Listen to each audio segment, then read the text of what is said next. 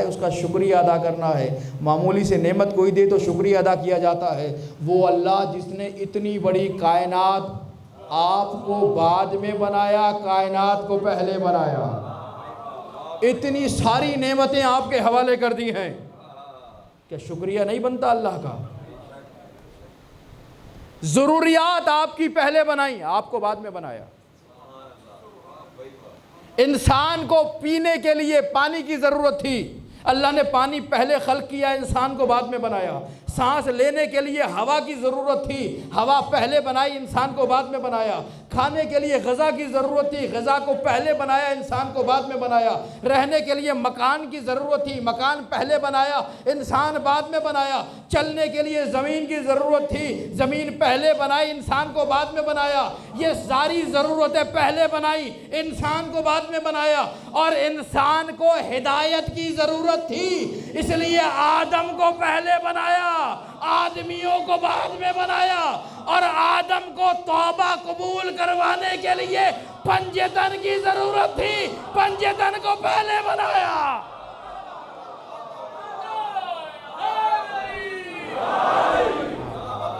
آگئے شکر جان آواز میں سلامت رہے۔ ایسے ہی باواز بلند جاگتی ہوئی صلوات محمد و آل محمد کے ساتھ۔ اللہم صلی علی محمد و آل محمد۔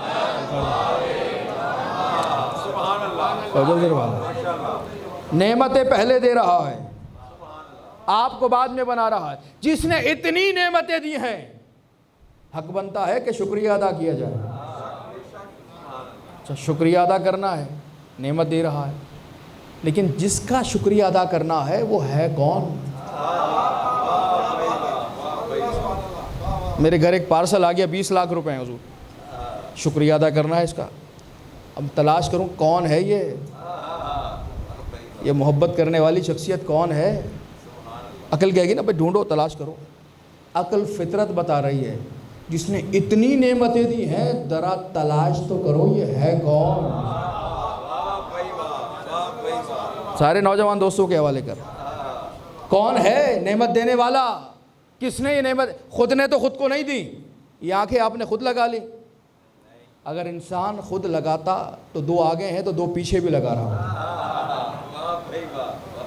یہ آپ نے نہیں، کسی نے دی، جس نے دی ہے اس کا شکریہ ادا کرو۔ شکر منعم واجب ہے، عقلاً واجب ہے۔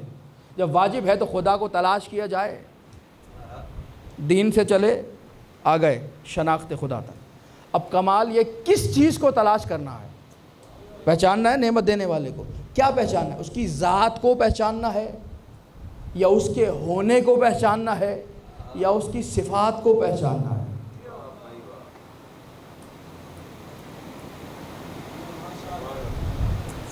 یہ پھر میں الفاظ دہرا دیتا ہوں تاکہ اذہان میں محفوظ رہیں۔ اس کی ذات کو پہچاننا ہے، اللہ کی ذات کو، یا اس کے ہونے کو، موجود ہونے کو پہچاننا ہے، یا اس کی صفات کو پہچاننا ہے۔ کہ اللہ کی ذات کو نہیں پہچان سکتے۔ نوجوانوں کے حوالے کر رہا ہوں حضور والا، اللہ کی ذات کو نہیں پہچان سکتے کیونکہ تم ہو محدود، وہ ہے لامحدود۔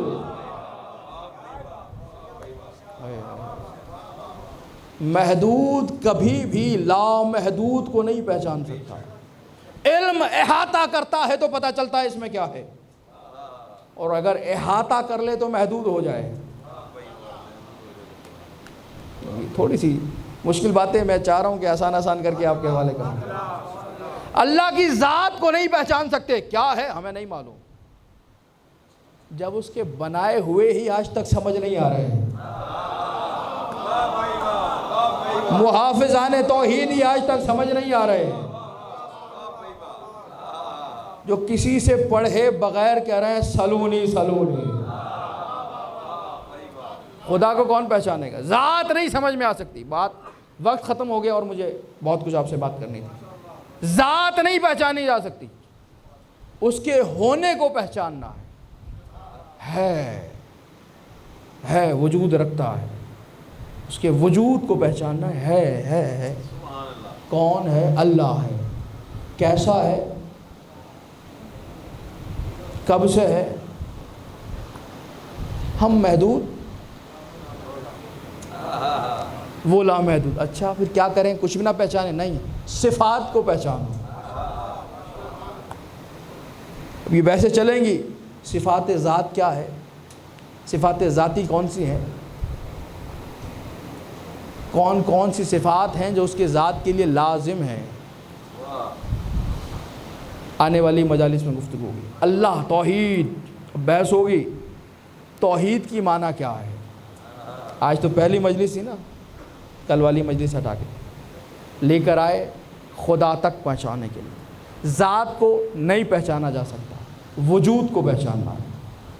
وجود سے صفات کو پہچاننا ہے کہ کیسا ہے. جتنا جتنا قریب ہوتے چلے جائیں گے اتنا اتنا معرفت میں اضافہ ہوتا چلا جائے گا. پتہ چلے گا وہ محبت کرنے والا کیسا ہے، اپنے بندوں سے کیسی محبت کرتا. کل مجھے یہ واقعہ بیان کرنا تھا لیکن نہیں کر سکا، ابھی میں نے بیان کیا. حضرت ابراہیم علیہ السلام، صفات کو پہچاننا ہے خدا کی. کمال یہ تھا حضرت ابراہیم علیہ السلام کا، ایک بڑا کمال، جب بھی کھانا کھاتے تو اکیلے بیٹھ کر نہیں کھاتے تھے. محسوس کر رہے ہیں میرے سارے محترم دوست؟ اکیلے کھانا تناول نہیں کرتے، کسی کو لاتے ساتھ بٹھا کے کھلاتے. ابراہیم اکیلے نہیں کھاتے تھے، کھلاتے تھے. پھر دوہرا رہا ہوں، ابراہیم کھانا کھلاتے تھے، ابراہیم کھلاتے تھے، کھلاتے تھے، کھلاتے تھے. اور قرآن نے کہا اِنَّا مِن شِیعَتِهِ لَإِبْرَاہِیم، ابراہیم اس کے شیعوں میں سے ایک ہے. اور کام یہ تھا کھلاتے تھے. وہ کل کا شیعہ ہو یا آج کا شیعہ ہو.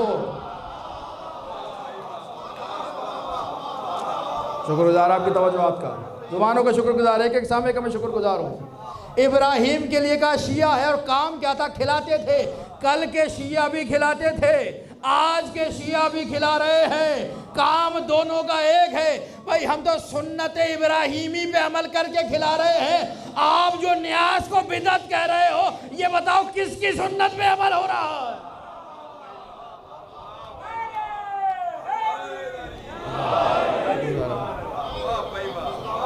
کھلانا کھلانا کھلانا، ابراہیم کا عمل کھلا رہے ہیں. اکیلے بیٹھ کے نہیں کھلا رہے ہیں. آ گئے لوگ، کھلا دیا. کوئی نہ ملا، خود چوراہے پر پہنچے، گئے لائے کسی کو بٹھا کے کھلایا. ایک روز کھانا تیار ہوا، کھانے والا کوئی اور نہیں تھا. گئے آئے باہر، چار راہ پہ پہنچے، ایک شخص کھڑا نظر آیا. کہا آؤ میرے ساتھ کھانا کھاؤ، وقت ہے کھانے کا. بھوکے ہو گئے، مسافر ہو گئے.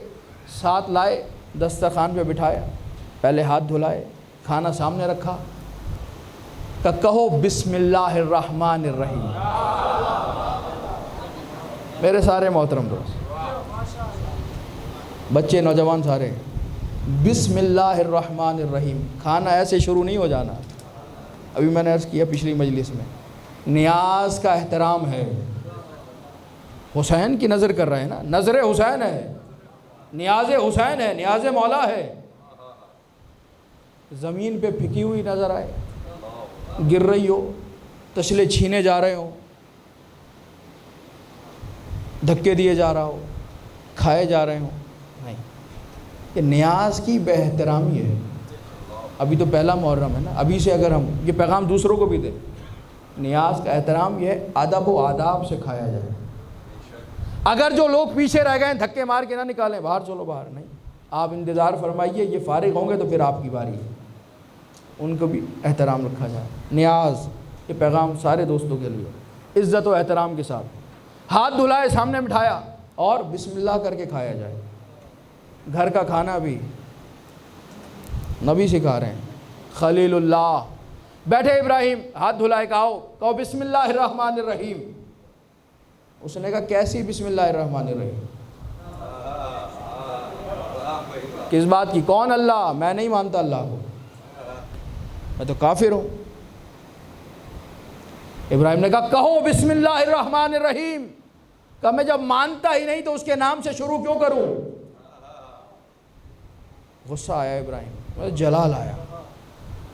کہنے لگے خدا کو نہیں مانتا؟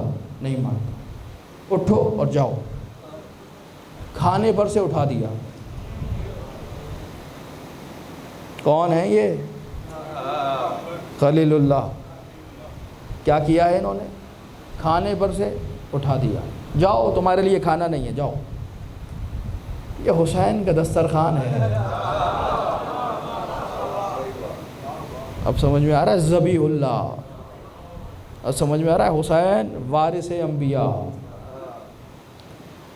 حسین کا دسترخوان ہے، نہ کسی کا مذہب پوچھتے ہیں، نہ ذات پوچھتے ہیں، نہ رنگ پوچھتے ہیں، نہ نسل پوچھتے ہیں، آؤ لے جاؤ۔ کون ہو؟ کافر ہوں، خدا کو، اٹھو چلے جاؤ۔ چلا گیا۔ ادھر وہ شخص گیا، ادھر وہی نازل ہوئی، وہی آئی۔ ابراہیم یہ تم نے کیا کیا؟ مالک یہ تجھے نہیں مانتا تھا، کہ مجھے معلوم ہے یہ مجھے نہیں مانتا تھا، یہ مجھے نہیں مانتا تھا، لیکن بندہ تو میرا تھا۔ سارے دوست، سارے محترم شخصیات، میں 70 سال سے اسے کھلا رہا تھا، تم ایک وقت کا کھانا نہیں کھلا سکے۔ میرا بندہ، میری مخلوق ہے، میں نے بنایا ہے اسے۔ اللہ کی صفات تک پہنچنا ہے، کتنی محبت کرتا ہے وہ آپ سے، یہ جملہ خدا کرے دلوں میں اتر جائے۔ اللہ آپ سے کتنی محبت کرتا ہے۔ وہ کافر اللہ کو نہیں مانتا۔ ابراہیم میں 70 سال سے اسے کھلا رہا تھا، مجھے مانے یا نہ مانے، جاؤ اسے بلا کے لاؤ، کھلاؤ۔ خلیل اللہ کو حکم ملا ہے، جاؤ بلا کے لاؤ۔ ابراہیم چلے۔ آیت اللہ دستِ غیب شیرازی تحریر فرما رہے ہیں، ابراہیم چلے، پہنچے راستے میں، اسے کہا حضور واپس چلیے، جو کھانا چھوڑ کر آئیں وہ تناول کیجئے۔ اس نے کہا ایسے تو نہیں جاؤں گا، غریب ہے مگر خودداری تو ہے نا، ایسے تو نہیں جاؤں گا، پہلے بتاؤ نکالا کیوں تھا، پھر بتاؤ بلا کیوں رہے ہو؟ کہا نکالا اس لیے تھا کیونکہ تو خدا کو نہیں مانتا تھا۔ اچھا بلایا کیوں ہے؟ خدا کو تو اب بھی نہیں مانتا۔ کہا بلایا اس لیے ہے کہ اللہ کہہ رہا ہے یہ مجھے مانے نہ مانے بندہ تو میرا ہے، یہ مخلوق تو میری ہے، میں اپنی مخلوق کو رزق سے محروم نہیں کروں گا، نہ مانے پھر بھی اسے دیتا چلا جاؤں گا۔ ایک مرتبہ آنکھوں میں آنسو آئے کہ وہ مجھ سے اتنی محبت کرتا ہے، ہاتھ بڑھاؤ پھر میں بھی اس پر ایمان لاتا ہوں۔ ایسی محبت کر رہا ہے اپنے بندوں سے۔ ہم کہاں ہیں؟ کیوں اس کی طرف پلٹ کر نہیں آ رہے؟ صفات کو پہچاننا ہے۔ جب اپنے گنہگار بندوں سے ایسی محبت کرتا ہے تو پھر حسین سے کیسی محبت کرتا ہے؟ حسین کے ذکر میں آئے نا، کل محرم کا چاند افق عالم پہ نمودار ہوا۔ اللہ ہائے، ادھر محرم کا چاند کو دیکھا، فاطمہ کا چاند نظر آ رہا، اجڑا ہوا گھرانہ فاطمہ زہرا۔ کل بھی میں نے عرض کیا، مدینے والے امام جعفر صادق کی گلی میں انتظار کرتے تھے، جب گھر سے رونے کی آوازیں بلند ہوتی تھی سمجھ جاتے تھے وہ مہینہ آ گیا جس میں زہرا کا گلستان اجڑا۔ مرحبا مرحبا، جو آوازیں بلند ہو رہی ہیں، جو رو رہے ہیں، سیدہ حاجرہ عطا فرمائے، جو نہیں رو سکے مولا انہیں توفیق دے اس غم کو منا سکے، اجر و گمر اللہ۔ مدینے والے حسین کو رہنے نہیں دے رہے۔ حکم ملا یزید کی جانب سے، حسین کی سے بیعت لو یا اس کا سر بھیجو۔ ولید نے بلایا حسین کو، آدھی رات کو پیغام آیا، حسین نے کہا دن کے اجالے میں پہنچیں گے۔ حسین پہنچے کہ یزید بیعت طلب کرتا ہے کہ مثلی لا یبایع مثلا، مجھ جیسا اس جیسے کی بیعت نہیں کر سکتا۔ ایک جملہ حسین کا فیصلہ۔ واپس آئے، آتے ہی ایک جملہ گھر میں کہا، سامان سفر تیار کرو، مدینہ رہنے کے قابل نہیں ہے۔ عزیزارو یہ تو سنتے ہو نا، کوفے والوں نے بڑا ظلم کیا، لیکن مدینے والے تو حسین کو روکنے کے لیے آتے، حسین کو بچانے کے لیے آتے، کہتے حسین ہم تمہارا دفاع کریں۔ جنگ کے لیے نہیں نکلا حسین، جو جنگ کے لیے جاتا ہے ماؤں بہنوں کو ساتھ لے کے نہیں جاتا، چھوٹے چھوٹے بچوں کو، شیر خاروں کو ساتھ لے کے نہیں جاتا، یہ نانا کے دین کو بچانے کے لیے حسین جا رہے ہیں۔ اللہ اکبر، غربت کا عالم ہے، فہرست جانے والوں کی تیار کی جا رہی ہے۔ ابو الفضل العباس ہاتھ میں قلم ہے، فہرست تیار کر رہے ہیں، 2 نام آپ کے حوالے کر رہے ہیں۔ عباس پہلے میرے بیٹوں کے نام لکھو۔ اللہ اکبر، مرحبا مرحبا، مولا اجر عطا فرمائے۔ عباس لکھو علی زین العابدین، بھائی حسین۔ عباس پھر لکھو علی الاکبر۔ عجب نہیں جب تیسرا نام لکھوایا ہو تو رباب کی طرف دیکھا ہو۔ یہی لکھا نا 17 دن عمر لکھی ہے علی اصغر، چند دن تھے، 1 مہینے کے بھی نہیں تھے علی اصغر۔ بیٹیوں کے نام لکھوائے، فہرست بنی، منظم کر کے حسین چلے۔ لوگ آتے جا رہے ہیں، حسین سے رخصت ہوتے جا رہے ہیں۔ لکھا حسین کرسی پہ بیٹھے تھے، سامنے دیکھا نانی ام سلمہ عصا کے سہارے داخل ہو رہی ہے۔ ادھر نانی ام سلمہ ام المومنین سلام اللہ علیہا جیسے ہی اندر وارد ہوئی، حسین کی نگاہ نانی پہ پڑی، کھڑے ہو کر بس اتنا کہا، نانی حسین کا آخری سلام۔ نہیں عزیزانو، آپ نے جملے کو محسوس نہیں کیا۔ جس بچے کو انگلی پکڑ کے چلایا ہو، 57 برس کی عمر تک پہنچایا ہو، وہ بچہ کہے میرا آخری سلام، دل پھٹ نہ جائے گا۔ اللہ اکبر، حسین کہاں کا ارادہ ہے؟ وہ آخری 2 جملے اور آپ سے اجازت کہ نانی عراق جانا ہے۔ حسین تمہارے نانا نے کہا تھا میرا لال عراق میں مارا جائے۔ حسین نے کہا نانی یہ محضر ہے، حتمی ہے، ہونا ہے، زبان حال ہے۔ نانی میرا مقتل دیکھنا چاہو گی؟ منظر کشی کر رہا ہو، زبان حال آپ کے حوالے کر رہا ہو۔ 2 انگلیوں کا اشارہ کیا، اور اس کے درمیان میں دیکھ لو عصا کے سہارے کھڑی ہوئی نانی، خدا جانے کیا منظر دیکھا، عصا ہاتھ سے چھوٹ کے گر پڑا۔ حسین نے کہا نانی کیا دیکھا؟ کہا حسین ایک 34 برس کا جوان ہے، بازو کٹے ہوئے ہیں، سر پہ گرز لگا ہوا ہے، تڑپ کر کہتا ہے معاف کر دینا، پانی نہیں پہنچا سکا۔ اجرکم من اللہ، اجرکم من اللہ، مولا آوازوں پر رحمت نازل فرمائے۔ منظر بدلا حسین نے، نانی یہ دیکھیے میرا مقتل ہے۔ تڑپ گئی ام سلمہ۔ حسین نے کہا کیا دیکھا؟ کہا حسین 18 برس کا جوان بیٹا، سینے میں برچھی کا پھل لگا ہوا ہے، سرہانے بوڑھا باپ ہے۔ منظر بدلا حسین، نانی بس یہ آخری منظر ہے۔ کیا دیکھا؟ کہا حسین ایک بوڑھا ہے جو رونے کے لیے آئے ہیں، جو عبادت کے لیے آئے، سر سے لے کر پیر تک زخمی ہے، کہیں تلواروں کا زخم ہے، کہیں نیزوں کا زخم ہے، کہیں بھالوں کا زخم ہے۔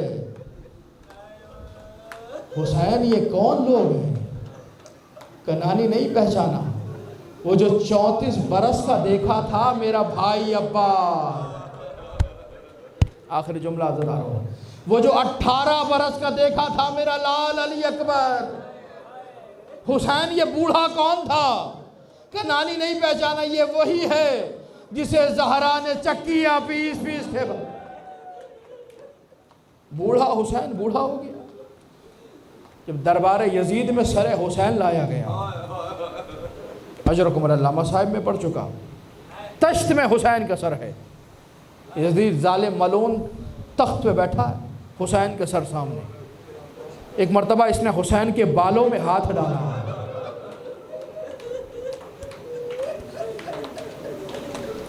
اللہ اکبر، دانتوں پہ تو چھڑی مار چکا تھا۔ نانا کا صحابی کھڑا ہوا، صحابہ پہ ہم محبان حسین، صحابہ پہ سلام۔ یزید چھڑی ہٹا لے، میں نے دیکھا ہے رسول ان دانتوں کو چوم رہے تھے، بالوں کو پکڑا، زہیر ابن قیس سے سالار سے کہتا ہے زہیر یہ حسین کے بال سفید ہو گئے، حسین اتنی جلدی بوڑھے ہو گئے؟ زہیر کہتا ہے نہیں یزید بات یہ ہے عاشور کی دوپہر تک حسین کے بال سیاہ تھے، لیکن جیسے بوڑھے باپ نے جوان بیٹے کا لاشا